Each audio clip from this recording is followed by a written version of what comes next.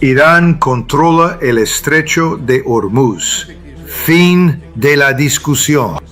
Estados Unidos no quiere una guerra total, al menos no en este momento. Pero parece que Irán está listo para una guerra total, si eso es lo que le obligan a enfrentar. Donald Trump está en una habitación oscura, sin ventanas. Va tocando las paredes, buscando una puerta para salir. Quiere salir, pero no puede. Y cada vez que cree que encontró una puerta, el presidente Netanyahu se la cierra de golpe en la cara. Israel no es aliado de Estados Unidos. No existe ningún tratado de alianza, ninguno. Estados Unidos ya no está en una posición para aparecer de repente y proteger a cualquiera.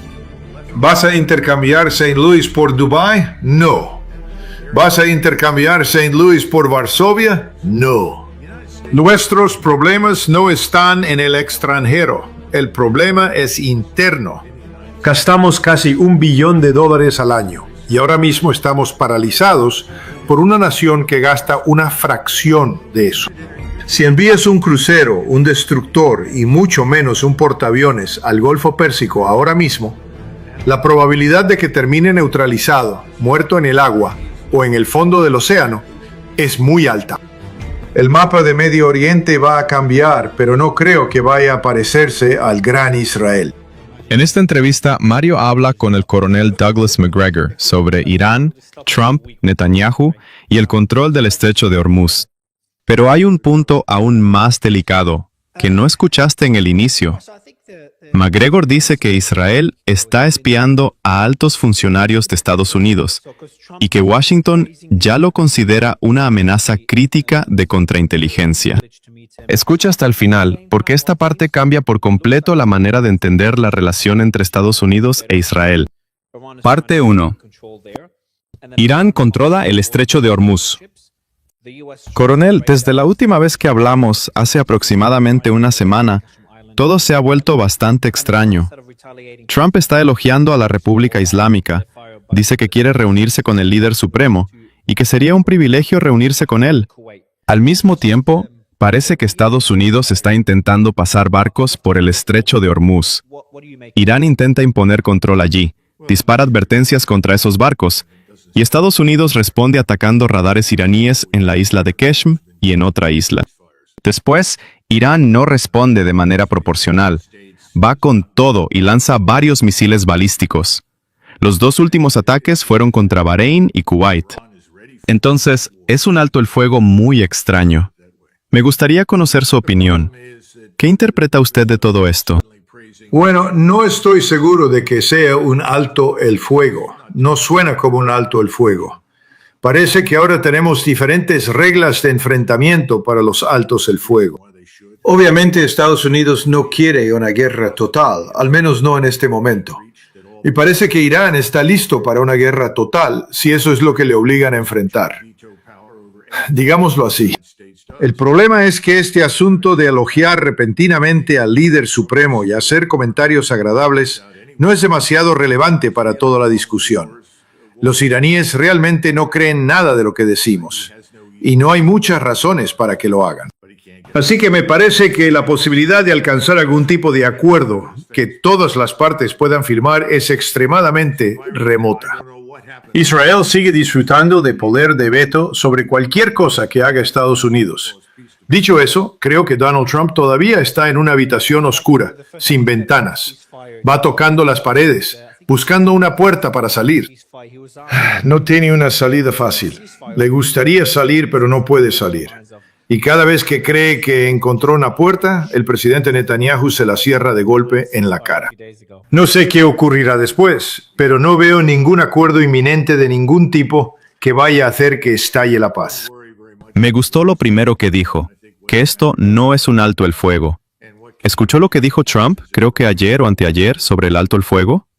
Le preguntaron si esto era un alto el fuego o una violación del alto el fuego, y dijo algo como que, por allá, un alto el fuego solo significa que se dispara menos. Así definió un alto el fuego hace 2 días. Él es bastante económico con la verdad. Recuerde eso. Así que no me preocuparía demasiado por lo que se dice en este momento. Creo que lo que importa es lo que ocurre. Y lo que sigue siendo cierto es que Irán controla el estrecho de Hormuz. Fin de la discusión. Parte 2. Trump, Netanyahu y la trampa de Estados Unidos. Entonces, según usted, Trump quiere salir de esta situación, pero no puede. ¿El problema principal es que Netanyahu bloquea cualquier salida?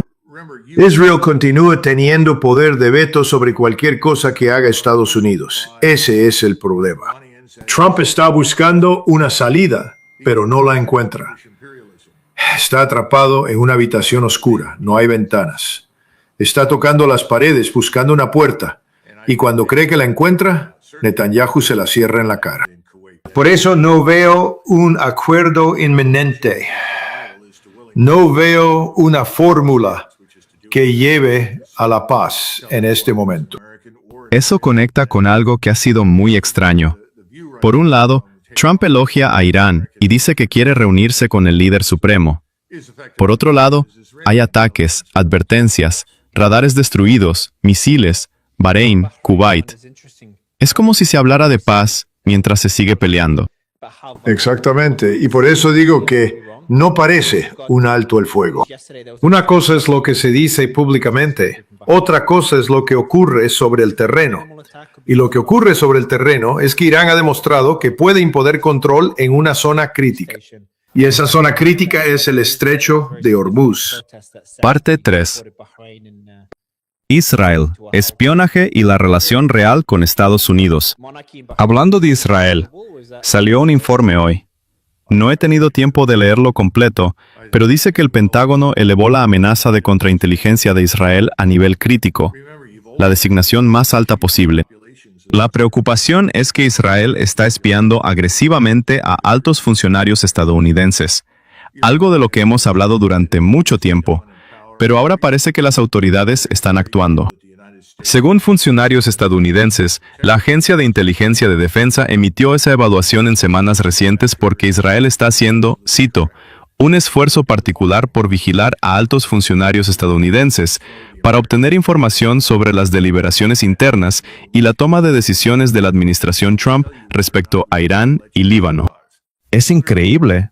El aliado más cercano de Estados Unidos ahora es clasificado como una amenaza crítica de contrainteligencia, en el mismo nivel que potencias extranjeras hostiles, porque está espiando al círculo interno del presidente para saber si reanudará el bombardeo contra Irán o firmará un acuerdo. Los detalles son impresionantes. Funcionarios estadounidenses ya usan teléfonos desechables y evitan hablar en habitaciones de hotel cuando visitan Israel. Un experto lo describió como un servicio de inteligencia hiperagresivo y extremadamente interesado en lo que hacemos.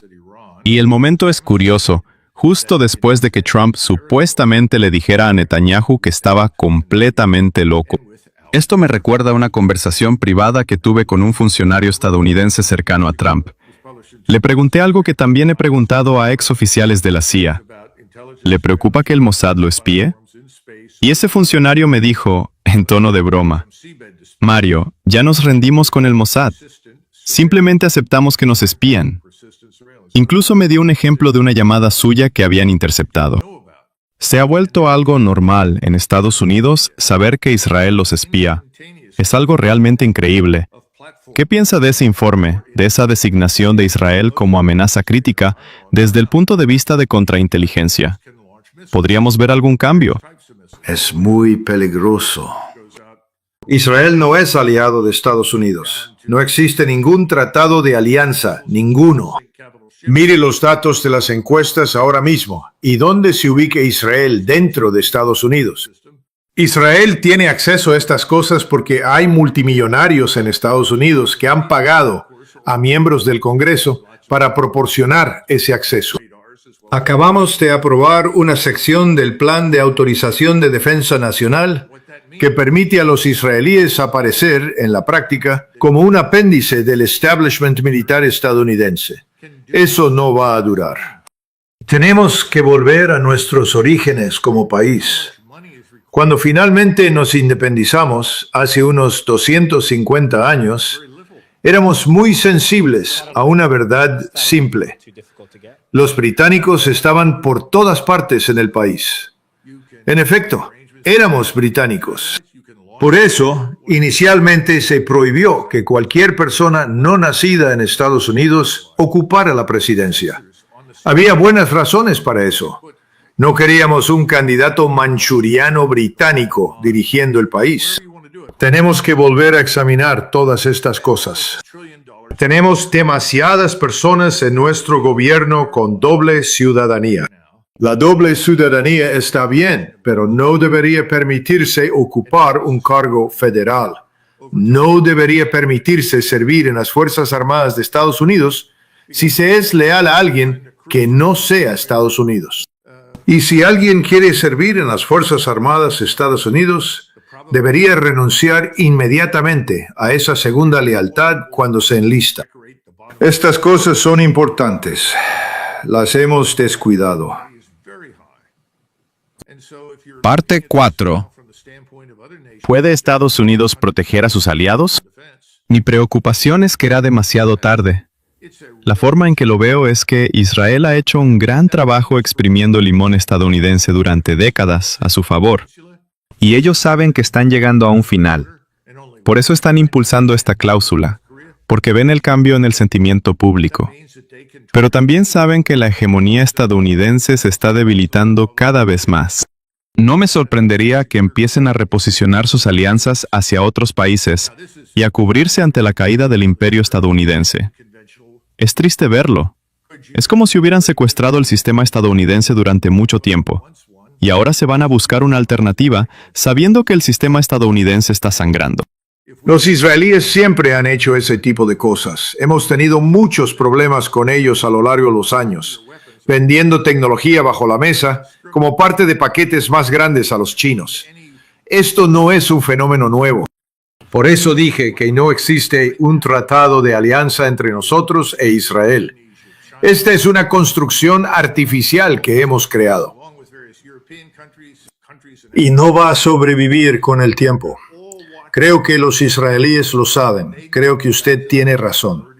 Una de las razones por las que decidieron impulsar esto es que actualmente tienen a todo el mundo en la nómina.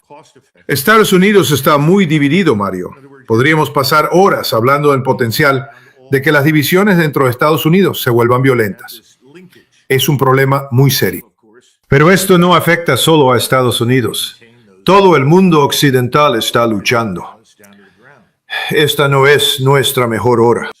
Estamos involucrados en algo que no necesitamos pelear, en una zona del mundo donde nuestros intereses realmente no son significativos, en nombre de un país que actúa completamente en función de su propio interés y se siente absolutamente autorizado a hacerlo por razones de su propia historia elegida.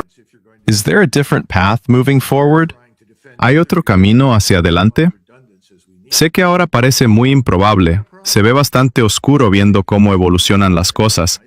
El hecho de que incluso estemos discutiendo una guerra con Irán y el control del estrecho de Hormuz. Si usted me hubiera dicho eso cuando hablamos por primera vez hace un par de años, con todo respeto, no lo habría tomado en serio. Habría dicho, no hay forma de que Estados Unidos entre en una guerra directa con Irán. Pero aquí estamos. ¿Puede cambiar esto o es demasiado tarde? Creo que el secretario del Tesoro es alguien a quien se le debería preguntar eso. Tiene muchas ideas interesantes sobre cómo evitar un Armagedón en el sector financiero. Pero tengo mis dudas por las razones que ya mencioné. El aumento en los rendimientos de nuestros bonos, particularmente el bono a 10 años, y esta pasión por mover dinero muy rápidamente en bonos de corto plazo. Creo que hemos agotado eso. Luego está el tema de la inflación y la deflación. Se pueden tener ambas al mismo tiempo. Pueden pasar muchas cosas malas ahora mismo. No soy economista, pero eso no me preocupa demasiado. Porque un gran hombre, John Kenneth Galbraith, dijo una vez que el pronóstico económico existe para hacer que los astrólogos parezcan profesionales. Así que no me preocupa demasiado equivocarme con mis predicciones. Y no creo estar equivocado. Parte 5. Kuwait, Bahrein, Emiratos y el mensaje de Teherán. Según lo que escuché, parece que habrá algún mecanismo que permita compartir el estrecho o los beneficios del mismo con los estados del Golfo. Sé que se habla de Omán, pero quizá involucre también a otros países del Golfo. Pero, ¿por qué Kuwait y Bahrein? Lo que me confunde es esto. ¿No pueden Kuwait y Bahrein simplemente decirle a las fuerzas estadounidenses que dejen de usar sus bases para atacar a Irán, para que Irán deje de atacarlos? ¿O no es tan fácil? Creo que usted tiene razón. Creo que podrían decir muy fácilmente que los acuerdos que existan entre nosotros ya no son válidos y que todo el personal militar y el equipo estadounidense deben irse.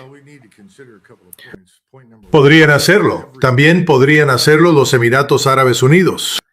Recuerde que los Emiratos Árabes Unidos, Kuwait y supongo que en cierta medida Bahrein son vistos por los iraníes como estados de Sykes-Picot. Son criaturas del imperialismo británico. Desde el punto de vista iraní, francamente, no necesitan existir. Y creo que ellos han empezado a darse cuenta, ciertamente han empezado a darse cuenta en Kuwait. La familia Al-Sabah ahora sabe que su única oportunidad de supervivencia es someterse voluntariamente a las demandas iraníes. Y eso significa hacer exactamente lo que usted acaba de decir. Decirle a todo estadounidense o israelí que se vaya. Porque recuerde que desde la perspectiva actual de Teherán, cualquier presencia militar o de inteligencia estadounidense es en la práctica lo mismo que una presencia militar o de inteligencia israelí. El caso de Bahrein es interesante.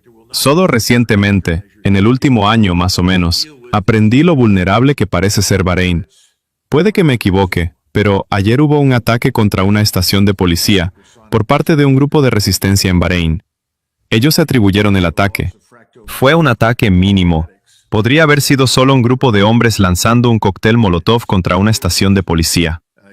Pero sé que hace muchos años hubo protestas muy importantes y Arabia Saudita apoyó a Bahrein para detenerlas.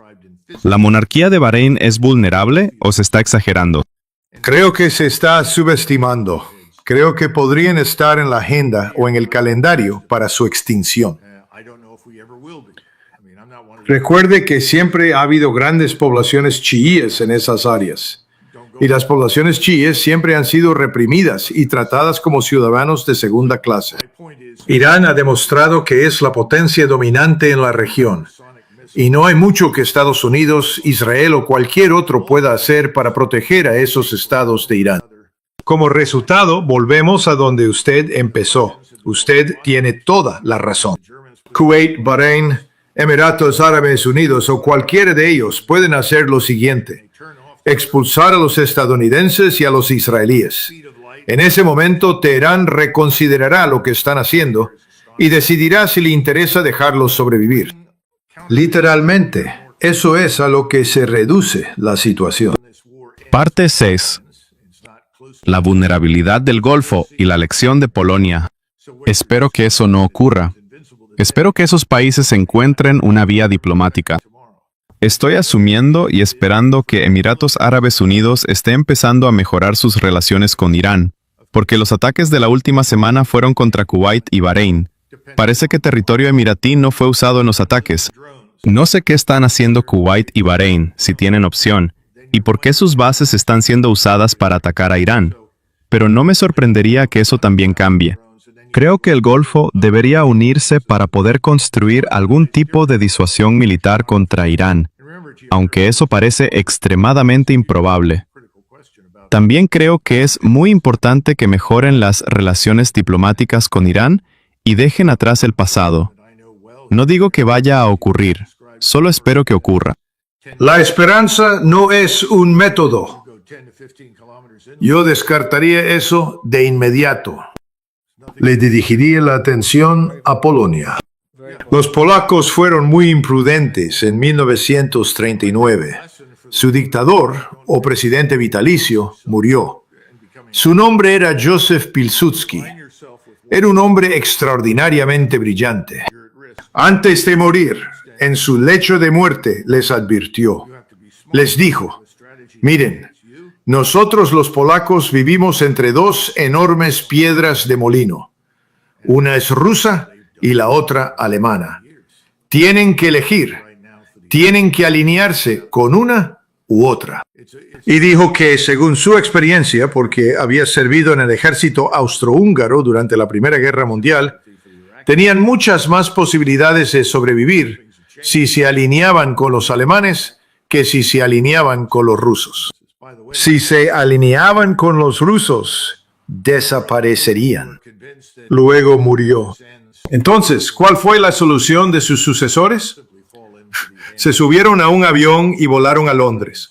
Se reunieron con miembros del gabinete británico, que les extendieron con entusiasmo una promesa de protección en forma de alianza contra Alemania o contra los soviéticos, contra quien intentara atacar Polonia. Volvieron a Varsovia muy orgullosos y dijeron: ya lo tenemos. Tenemos la alianza que necesitamos con Gran Bretaña. ¿Y de qué les sirvió? De nada.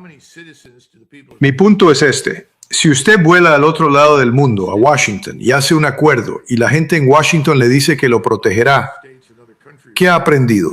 Que no se puede hacer. Ese es el punto. Nosotros no podemos protegerlos. Si Estados Unidos no puede protegerlos, y ciertamente no van a ser protegidos por Reino Unido, entonces, ¿qué hacen? Volvemos al tema de la diplomacia. Usted quiere mantener tanta independencia y libertad para su pueblo como pueda. ¿Cómo lo hace? No se alinea con el enemigo de su vecino más poderoso. Ese es un error grave. Los polacos deberían haber encontrado un camino diferente. No lo hicieron. Necesitaban elegir. Pilsudski tenía razón. Y aún ahora, los polacos siguen atrapados en una amargura que es peligrosa para su supervivencia. Nosotros no podemos protegerlos. Y aún así, ¿qué quieren? Más soldados estadounidenses en Polonia para protegerlos. Gran error. Estamos a miles de kilómetros de distancia. Están mejor por su cuenta. Tienen que mirar el mapa. ¿Cuál es su estrategia? Mire la diplomacia. ¿Cómo se navegan estas aguas difíciles? Esto es algo que trato de decirle a tantas personas como puedo, especialmente a quienes acuden a Estados Unidos en busca de ayuda. Estados Unidos ya no está en posición, dados los cambios en tecnología, economía, cadenas globales de suministro y todo lo que ha cambiado en este planeta, para aparecer de repente y proporcionar protección a cualquiera. También tenemos que entender que hay una proliferación de armas de destrucción masiva. No vamos a ir a una guerra nuclear por cualquiera. ¿Vas a intercambiar St. Louis por Dubái? No. ¿Vas a intercambiar St. Louis por Varsovia? ¡No! Las cosas han cambiado. Nosotros, los estadounidenses, tenemos que cambiar con ellas. Parte 7. La revolución militar de Irán. Usted dijo que esto tiene importancia global, no solo para el Golfo. ¿A qué se refiere? Le doy un ejemplo rápido. Estaba hablando con algunos escandinavos, digamos, personas de un país escandinavo que ahora está en la OTAN. Me preguntaron, ¿cómo cree que deberíamos organizarnos? He escrito muchos libros sobre organización militar, reforma militar y temas similares. Así que querían hablar conmigo sobre cómo organizarse para el futuro. Les dije, bueno, ¿qué ha hecho Irán? Me miraron de forma muy extraña. Entonces les dije, Irán ha demostrado que puede defender su territorio de manera efectiva, sin una armada y sin una fuerza aérea. Hace años escribí un libro, publicado en 2003, llamado ISR Strike. Trataba sobre plataformas de inteligencia, vigilancia y reconocimiento en el espacio, desde el fondo del mar hasta el espacio, que podían proporcionar vigilancia persistente. Eso es muy importante, vigilancia persistente. En otras palabras, nada entra y nada sale sin que usted lo sepa. Y esos datos son datos de objetivo que se envían instantáneamente a cualquier cantidad de plataformas en tierra, en el aire o en el mar. La mayoría de ellas, obviamente, en Irán están en tierra. Estas plataformas pueden lanzar misiles, distintos tipos de misiles, desde los de mayor alcance hasta los últimos misiles de crucero chinos, diseñados para hundir grandes buques. Los datos de objetivo llegan instantáneamente al sistema de armas. El sistema dispara y el objetivo es destruido. Los radares, por supuesto, son parte de esto. Y se necesita mucha redundancia, es decir, múltiples radares, además de múltiples plataformas de vigilancia desde arriba. Eso es donde estamos ahora. Lo que significa es que cualquier nación del planeta que quiera protegerse contra un ataque externo puede hacer lo que hizo Irán. Y eso es una revolución enorme. ¿Cuánto dinero se necesita para construir lo que acabo de describir? Muy poco. Un par de miles de millones de dólares. El satélite no es tan difícil de conseguir. Sí, los satélites se pueden arrendar. Se pueden hacer acuerdos para usar satélites de otras personas. Se pueden lanzar satélites propios, lo que sea. Pero no se trata solo de satélites. Hay todo tipo de plataformas no tripuladas que pueden utilizarse. También hay sensores en el fondo del mar que pueden utilizarse. Se pueden poner dentro del Golfo, en la entrada del Golfo, en el Golfo de Omán, en el Océano Índico, donde usted quiera. Mi punto es este. Gastamos casi $1 billón al año. Y ahora mismo estamos paralizados por una nación que gasta una fracción de eso, unos pocos miles de millones, y no necesariamente en un solo año, sino a lo largo del tiempo. Y es muy efectivo. Lo detiene todo, porque todos saben que si envías un crucero, un destructor y mucho menos un portaaviones al Golfo Pérsico ahora mismo, la probabilidad de que sea neutralizado, que termine muerto en el agua, o peor aún, decorando el fondo del océano, es muy alta. Esa probabilidad es muy alta. Si se mire esto desde la perspectiva de otras naciones que no gastan cientos de miles de millones de dólares en defensa, esto es un éxito enorme. Es un acontecimiento revolucionario. Eso tiene implicaciones para Corea del Sur, por ejemplo. Corea del Sur está en una península. Está rodeada por agua en 3 lados y solo un lado tiene frontera terrestre con Corea del Norte. Esto es enorme. Significa que pueden apuntar a cualquier cosa dentro de un radio de 500 a 1000 millas de la República de Corea. ¿Es eso suficiente para proteger Corea? Con toda probabilidad, sí. Estoy hablando exclusivamente en términos de guerra convencional de alto nivel. ¿Se podrían integrar armas nucleares en esto? Por supuesto. Pero cualquiera que quiera una o quiera usar una, en mi juicio, está certificablemente loco. Las armas nucleares son veneno, son indiscriminadas, asesinan y matan más allá de cualquier límite de razón. Así que mi punto es que ahora Japón, Corea, Malasia, Indonesia, China, Vietnam, varios países europeos, países de África, Medio Oriente y el norte de África, todos están observando esto. Y todos necesitan volver a la mesa de diseño y pensar cómo construir algo parecido, porque es mucho menos costoso, es mucho más efectivo en términos de costo y es ágil. Parte 8. Drones, misiles hipersónicos y el futuro de la guerra. Otra tecnología que iguala el campo de batalla o hace más fácil que países pequeños se enfrenten a adversarios más grandes es la guerra con drones. Recuerdo que alguien dijo hace un año que una de las grandes cosas de la inteligencia artificial y los drones es que permiten que países pequeños, como Singapur, puedan defenderse de un enemigo mucho más grande, como China. Algo que antes no existía en la guerra. Estamos viendo eso con Hezbollah. Obviamente Rusia y Ucrania son un ejemplo, pero Hezbollah e Israel son otro. Mi pregunta es, ¿cree que los países del Golfo podrán construir alguna forma de defensa contra Irán? No digo que no deban mejorar sus relaciones con Irán, pero necesitan una alternativa. Necesitan tener una disuasión, un plan B. ¿Eso es posible considerando que son países mucho más pequeños? Tenemos que considerar un par de puntos. Punto número 1. Para cada medida en la guerra hay una contramedida. Así que no hay que asumir que lo que funcionó hoy o lo que funciona este mes funcionará para siempre.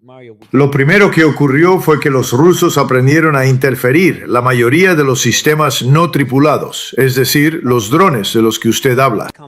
Pero si los rusos pueden interferir drones, también pueden hacerlo los ucranianos. Entonces los rusos desarrollaron el uso de un hilo de fibra óptica producido en China, casi invisible para el ojo humano.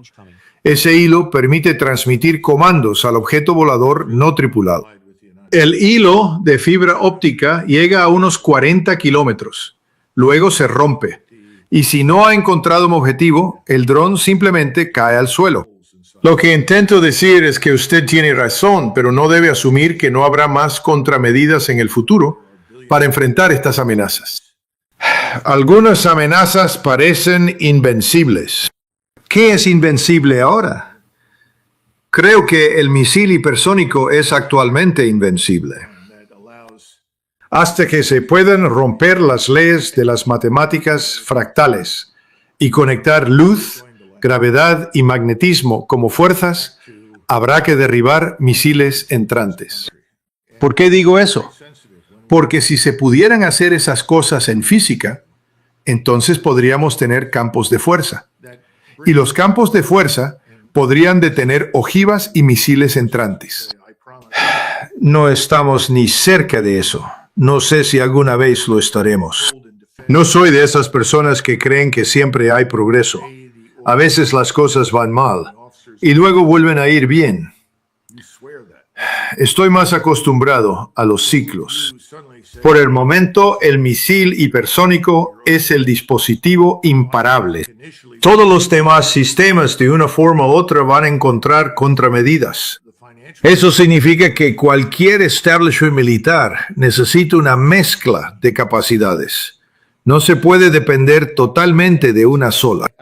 Usted puede construir 1 millón de drones, pero si existe una forma de detener esos drones, entonces ese 1 millón de drones ya no será demasiado efectivo. Tal vez solo necesite un par de cientos de miles de drones y luego construir otros tipos de sistemas de armas organizados de manera diferente dentro de su geografía. Y recuerde, la geografía tiene un papel enorme. Parte 9. La geografía del Golfo. Países de 10 kilómetros. Usted acaba de mencionar la geografía. ¿Cómo afecta eso a los estados del Golfo? Usted hizo una pregunta crítica sobre los estados del Golfo. Su geografía es muy difícil de defender. Una persona que conozco bien, que ha estado allí muchas veces, siempre describe a los Emiratos como países de 10 a 15 kilómetros. Usted avanza 10 o 15 kilómetros tierra adentro, ¿y qué encuentra? Nada, desierto. Países muy vulnerables. Muy vulnerables. ¿Cómo se corrige esa vulnerabilidad? Creo que la lección para los Emiratos es que no se corrige alineándose con un enemigo y convirtiéndose en cobeligerante. Si usted se alinea con un enemigo contra otros, queda en riesgo. Hasta cierto punto, la diplomacia tiene que desempeñar un papel. Hay que ser inteligente. Hay que tener una estrategia que proteja al país y deje claro que usted no es una amenaza para alguien como Irán. Y por supuesto, sabemos que durante muchos años hicieron lo contrario. Así que la simpatía ahora mismo por los Emiratos es prácticamente cero. Es muy parecido a la actitud que había en Irán hacia Saddam Hussein e Irak. Después de la guerra, Irán-Irak. No había simpatía por los iraquíes después de las pérdidas que sufrieron en esa guerra.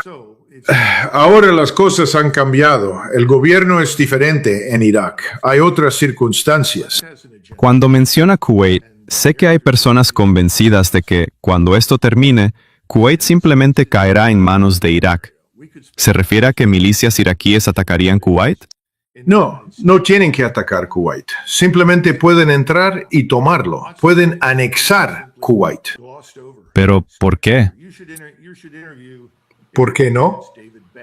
¿Cuánta gente vive en Kuwait? ¿Qué están haciendo ahora mismo en Kuwait? Están expulsando gente del país. ¿Cuántos ciudadanos reales tiene Kuwait? ¿Cuántos palestinos están siendo expulsados de Kuwait? ¿Cuántos ciudadanos de otros estados del Golfo y de otros países están siendo expulsados? Mi punto es que es una fracción pequeña de la población la que realmente vive como ciudadanía en Kuwait. La población de Irak es mucho mayor. Entonces, el argumento, si usted es un chií iraní, es que Kuwait realmente debería pertenecer a Irak, porque así podrían compartir esos recursos. Y eso podría ser muy útil para el pueblo iraquí y para el Estado iraquí. No estoy defendiendo eso. No estoy tratando de justificarlo. Usted preguntó por qué pensarían así. Estoy tratando de responderle. Parte 10. La crisis interna de Estados Unidos. Si le pidiera que clasificara qué le preocupa más, ¿cuál es la mayor amenaza que enfrenta Estados Unidos? ¿La división interna? ¿La polarización política? ¿La deuda nacional? ¿U otro país como China, Rusia o Israel? Nuestros problemas no están en el extranjero. De hecho, esto es algo que deberíamos entender sobre Irán y que también se aplica a nosotros. No podemos ser conquistados. Andrew Jackson lo dejó muy claro. George Washington lo entendió cuando dejó el cargo. Dijo, dennos 20 años de paz y nos convertiremos en la nación más poderosa de la tierra. Nuestra economía despegaría. Nuestra población era productiva, unida, homogénea. Nadie podría desafiarnos. Andrew Jackson dijo lo mismo. Abraham Lincoln dijo lo mismo. Tenían razón entonces y siguen teniendo razón ahora. El problema, sin embargo, es interno. Sí existe potencial de división y desintegración en casa. Hemos permitido que el Estado de Derecho se deteriore demasiado. Hemos sido muy descuidados con nuestras fronteras y con la verificación de las personas que entran y salen del país. Básicamente hemos sido muy indiferentes respecto a los intereses de nuestro pueblo. ¿Qué país del mundo permitiría que su base manufacturera fuera vaciada y aún así afirmaría representar los intereses de su población? Lo único que puedo pensar ahora mismo que sea igual de malo o incluso peor es lo que el gobierno alemán le ha hecho a su propio pueblo. Pero mi punto es que esto ocurre en todo Occidente, no es exclusivo de Estados Unidos. No hay una amenaza externa que deba preocuparnos de manera decisiva. Pase lo que pase allá afuera, podemos enfrentarlo. Recuerde que la estructura militar de Estados Unidos está diseñada para atacar, no para defender. Está diseñada para proyectar poder en el vecindario de otra persona y atacar. No hemos tenido que defender a Estados Unidos de un enemigo externo realmente serio durante mucho tiempo. Ahora tenemos un problema interno. Usted menciona polarización, desintegración de la prosperidad, destrucción del nivel de vida, ausencia de una base manufacturera. Estas son las cosas que, como seguramente ha escuchado a otros decir, fueron la base de la candidatura del presidente Trump. Estas son las cosas de las que dijo que iba a hablar. Y de repente parece que tomó un juramento de lealtad a Israel y a los intereses de las finanzas judías internacionales, porque no parece preocupado por nuestros intereses. Los estadounidenses se están dando cuenta, y también se están dando cuenta de que esto no es exclusivo de él. Todo el mundo en Washington parece estar interesado en algo que no somos nosotros. Parte 1. El sistema estadounidense y los grupos de interés. Curiosamente, alguien me escribió para organizar una entrevista con Hunter Biden en unos días. Y la primera pregunta que se me ocurrió hacerle fue esto. Su padre, Donald Trump, y todos los presidentes anteriores son, en el fondo, lo mismo con diferente maquillaje. Son las mismas políticas, el mismo enfoque, intervención exterior, guerras, lucha contra el terrorismo, aumento de la deuda nacional. Los problemas fundamentales no han cambiado. No importa qué partido esté en el poder ni quién sea el presidente. Eso nos lleva a la idea de que el sistema estadounidense está secuestrado por múltiples grupos de interés. Y es lo que es. Esto es lo que Eisenhower advirtió antes de dejar el cargo. Él vio que este tipo de cosas se estaban desarrollando. Él mencionó el complejo militar industrial, ¿verdad? Sí, creo que JFK también lo entendió una vez que estuvo en el poder. Le tomó un par de años, pero finalmente determinó lo que estaba ocurriendo y reconoció la inutilidad de involucrarse en Vietnam. Luego, Lyndon Johnson llegó al cargo con un programa brillante para acabar con la pobreza en Estados Unidos. Quería ser el presidente de los derechos civiles. ¿Y qué hizo? Nos llevó a Vietnam. ¿Cuál fue su excusa? Dijo, no quiero que la gente piense que soy blando con el comunismo. Si realmente vas a ser presidente, ¿a quién le importa lo que piensen? En algún momento, tienes que hacer lo que crees que está en el interés del pueblo estadounidense. Si hubiéramos tenido personas así en el poder en 1861, ahora estaríamos divididos en 2 o más países. Lincoln defendió la Unión. Peleó una terrible guerra civil. Una guerra civil que nadie quería. Pero si no hubiera hecho eso, nos habríamos dividido en al menos 2, probablemente 3 países diferentes. Imagine lo que habría pasado entonces. Habríamos tenido guerras una y otra vez durante décadas entre las distintas partes del continente norteamericano. Mi punto es muy simple. Todo lo importante ahora mismo en Estados Unidos está ocurriendo aquí, no en el Golfo Pérsico. Irán seguirá controlando el Golfo. Sin duda compartirá eso con Omán. Los pequeños estados de la región pueden existir o no. Tendrán que aceptar la realidad. El mapa de Medio Oriente va a cambiar, pero no creo que vaya a parecerse al gran Israel. Cierre final. Entiendo. Bueno, al menos Estados Unidos tiene un aliado muy fuerte que puede salvarlo de todo esto. La Unión Europea. Bueno, Coronel, siempre es un placer tenerlo. gracias. En esta entrevista, Douglas Macgregor deja varias ideas explosivas. Primero, que Irán controla el estrecho de Hormuz y que Estados Unidos no tiene una salida fácil. Segundo, que Trump, según él, está atrapado entre la necesidad de evitar una guerra total y la presión de Netanyahu. Tercero, que Israel no es formalmente un aliado de Estados Unidos, porque no existe un tratado de alianza entre ambos países. Cuarto, que los países del Golfo, como Kuwait, Bahrein y Emiratos Árabes Unidos, no pueden depender eternamente de Washington para sobrevivir. Quinto, que Irán ha mostrado al mundo un nuevo modelo militar: defenderse con misiles, radares, sensores, drones, vigilancia persistente y sistemas distribuidos, sin necesidad de una gran armada ni una gran fuerza aérea. Y sexto, que el verdadero peligro para Estados Unidos no está en Irán, China o Rusia, sino dentro del propio país.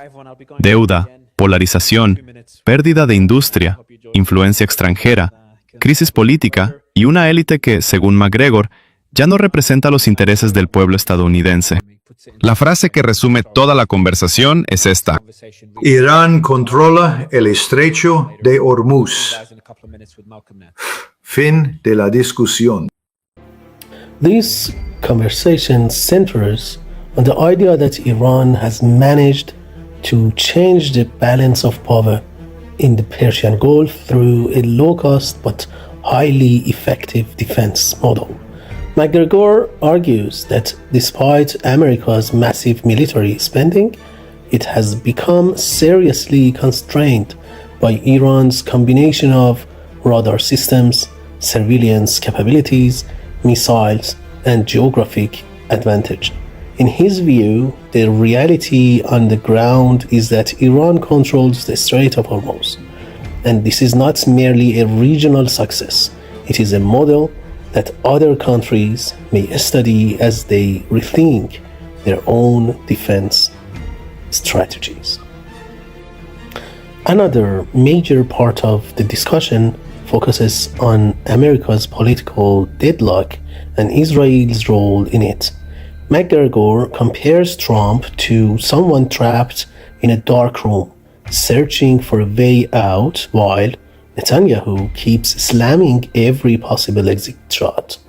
He believes Israel has deep influence over America's political and security structures, and he sees the issue of Israeli spying on US as a sign of an unhealthy and unstable relationship.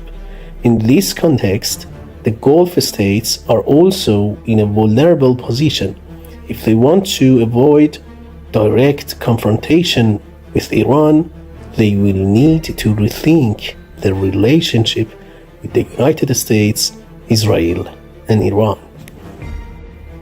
Overall, McGregor argues that the United States can no longer offer security guarantees to its allies the way it once did. In his view, the real threat to America is not Iran, China, or Russia, but internal crisis, economic decline, the weakening of its industrial base, the influence of powerful interest groups, and the erosion of the rule of law. The main conclusion of the conversation is that the old regional and global order is changing. Iran has gained a new position of strength in the Persian Gulf, and the United States is being forced to recognize the limits of its own power.